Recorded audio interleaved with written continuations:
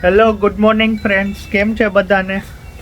બસ જો સવારથી હું આ પ્લેયર ફિટ કરતો હતો, એટલે પ્લેયર ફિટ થઈ ગયું છે. પ્લેયર ફિટ થઈ ગયું અને કેમેરાનો વાયર અહીંથી આમ પાછળ લઈ ગયો ડેકીમાં.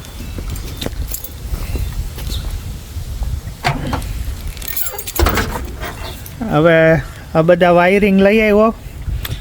વાયર હું ઓલા રિવર્સ કેમેરા મીન્સ લાઇટમાં જાય તો એ હું નાખવા ગયો ને કાઢ્યો ને તો લેમ્પ ઉડી ગયો. એટલે હવે પહેલાં લેમ્પ ફિટ કરાવવા જાઉં છું.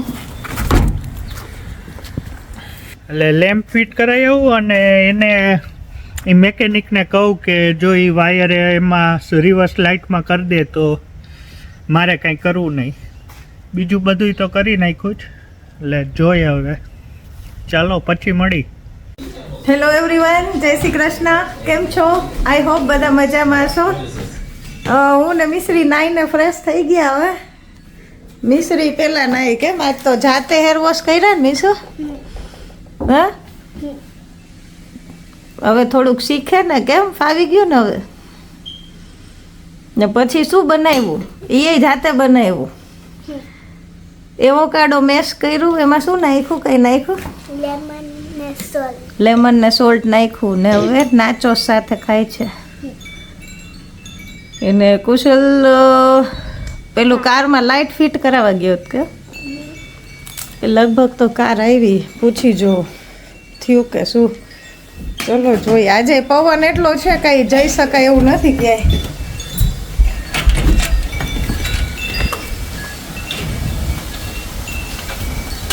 શું થયું કે નહીં?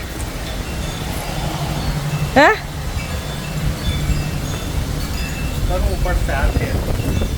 ના કરી દીધું? હે, ના કરી દીધું કે શું? બિઝી હતા તો લાઈટ તો કરી કે નહીં? ઓલો લેમ્પ કાંઈક ઉડી ગયો તો તો કેમેરાનું ઓલું હા, એ તો જોઈ લે એનું થાય તો. નહીં તો કોઈ ઇલેક્ટ્રિશિયન ને કે આજે કરતા હોય એની પાસે કરાવડાવી લેવાનું. થઈ જશે. હાર નહીં માનવાની. બરાબર છે. પછી આજે શું પ્લાન છે? હું એ જ પૂછવાની હતી. આજે આ પવન ને એવું છે તો કઈ ઈચ્છા નથી થતી. ખાલી કે ડિનરમાં જવું હશે તો જાશું. Movie night. હે, હમણાં મિશ્રીએ જાગે છે, નહીતર એને તો સુઈ જાય. તો આજે ઉઠી ગઈ ટાઈમે, નહીતર તો મોડી ઉઠે છે. કેમ? Day after tomorrow 6 ઉઠવાનું. 6:30 કેવું? 6:20. મારે ઉઠવું પડશે ને તાર ભેગું. લંચ બનાવવાનું હોય ને એટલે લંચ બોક્સ. Night shift થઈ. મને લાગે તમારે તો આજ આખો દિવસ આમાં જ જશે. શું કરું? ચાલુ કર્યું પૂરું તો કરવું ને. અને વીકેન્ડમાં થઈ જાય સારું, પછી વીકડેઝમાં તો પાછું બેક ટુ રૂટીન.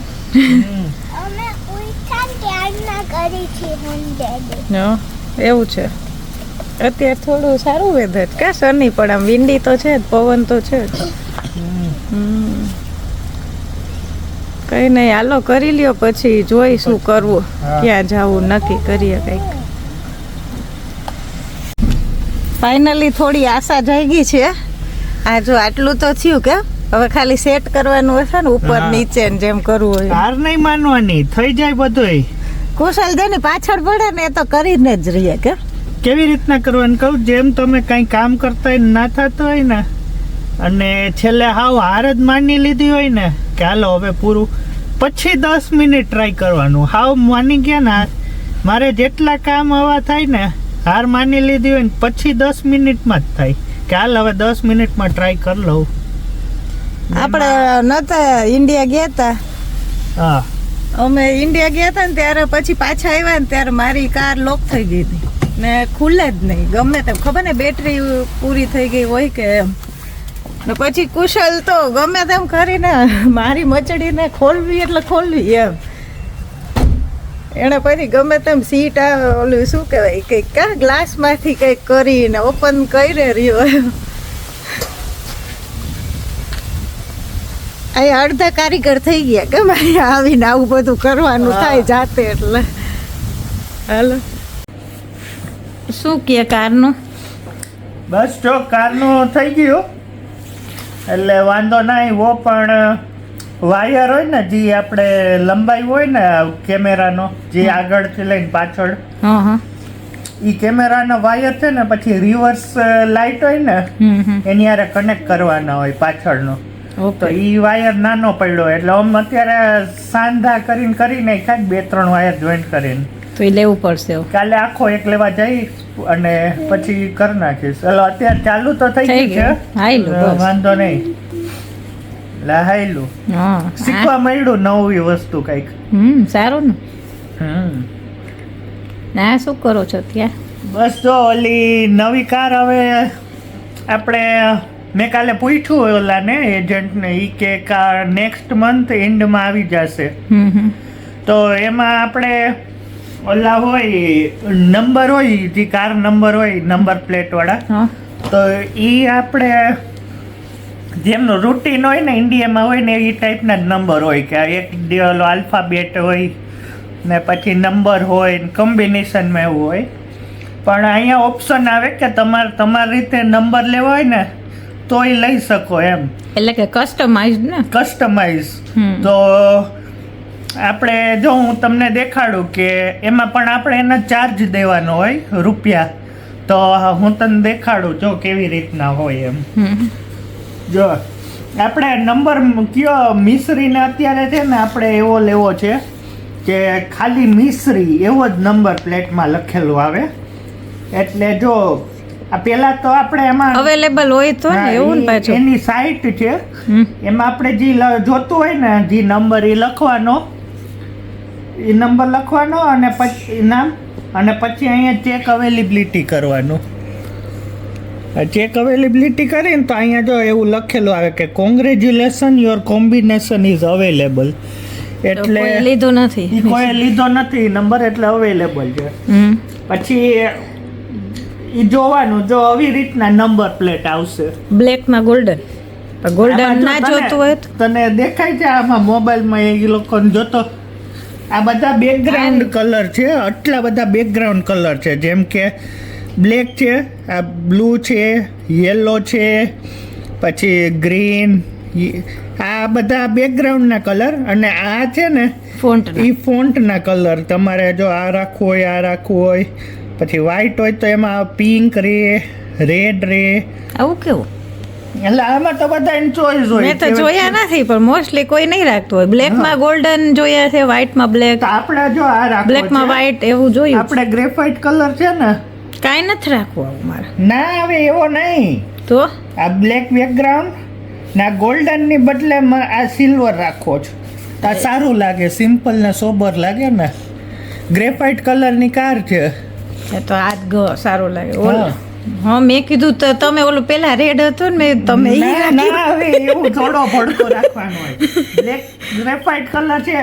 પછી આમાં જો 3 ટાઈપની નંબર પ્લેટ આવે એવું કે આ નોર્મલ છે, પછી આ સ્લિમ છે, અને આ સ્ક્વેર છે. આ થોડીક મોટી આવે. એટલે આપણે કેમ સાઈડમાં એસે લખેલું હે સાઉથ ઓસ્ટ્રેલિયા, સાઉથ ઓસ્ટ્રેલિયા લખેલું આવે, ઈ તો દેખાય નહીં, નાના એન્ડ તો બધાયમાં હોય ને, ત્રણેયમાં. તો આપણે છે ને એવી રાખવું જ કે આગળની નંબર પ્લેટ હોય ને ઈ પાતળી રાખવી અને પાછળની નોર્મલ રાખવી છે. કારણ કે છે ને આપણી કારમાં જે આવશે ને એમાં આગળ ઓછી જગ્યા છે અને પાછળ મોટી જગ્યા છે નંબર પ્લેટ માટે. તો પાછળ તમે નાની સ્લિમ નંબર પ્લેટ રાખો ને તોય સારું ના લાગે, ખાલી લાગે. એટલે આગળ સ્લિમ રાખવી છે આવી,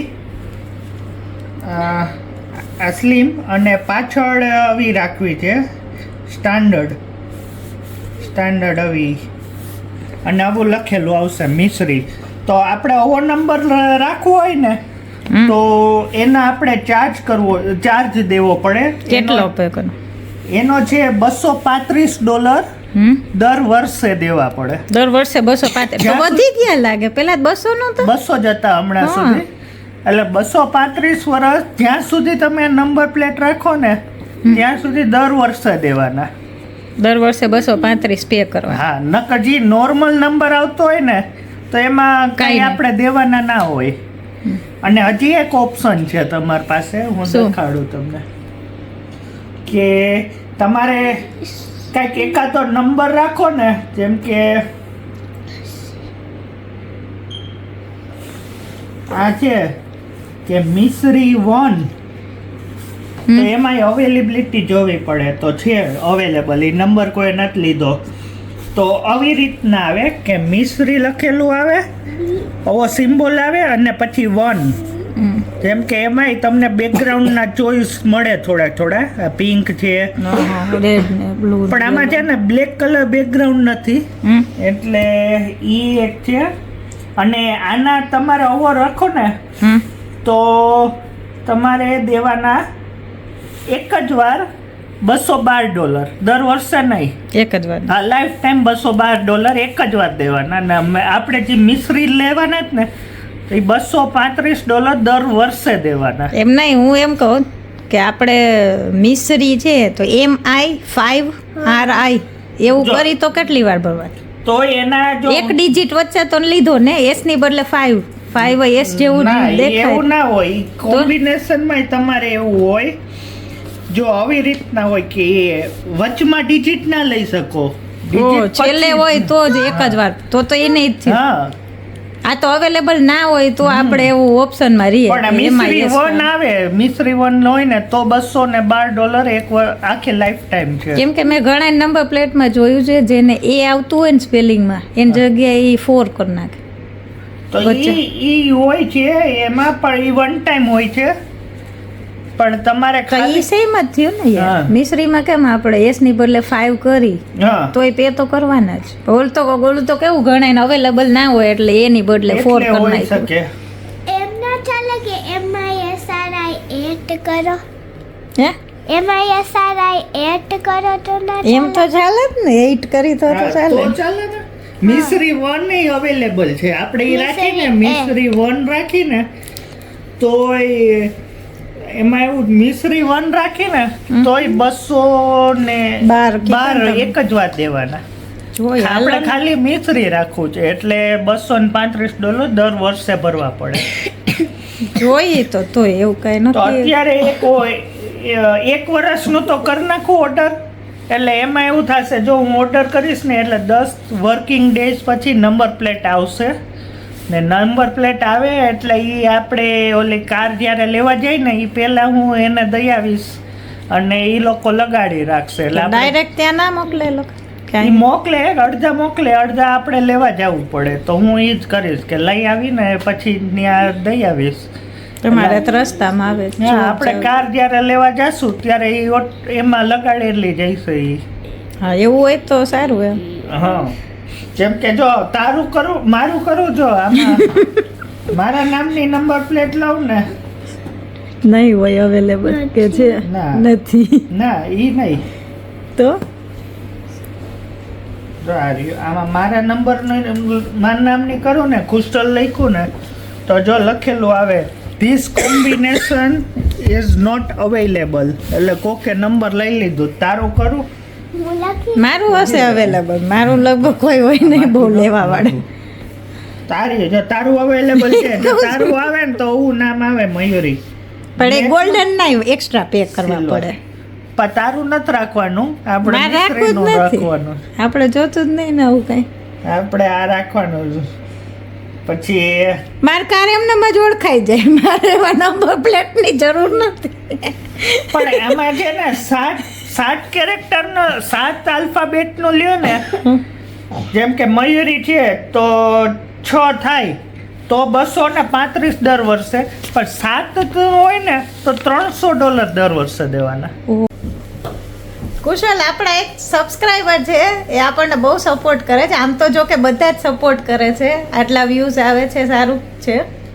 પણ એક છે તેજલ ચૌહાણ કરીને એક બેન, એ ગાંધીનગરથી એવરી ડે આપણા બ્લોગ જોવે છે અને કમેન્ટે કરે છે.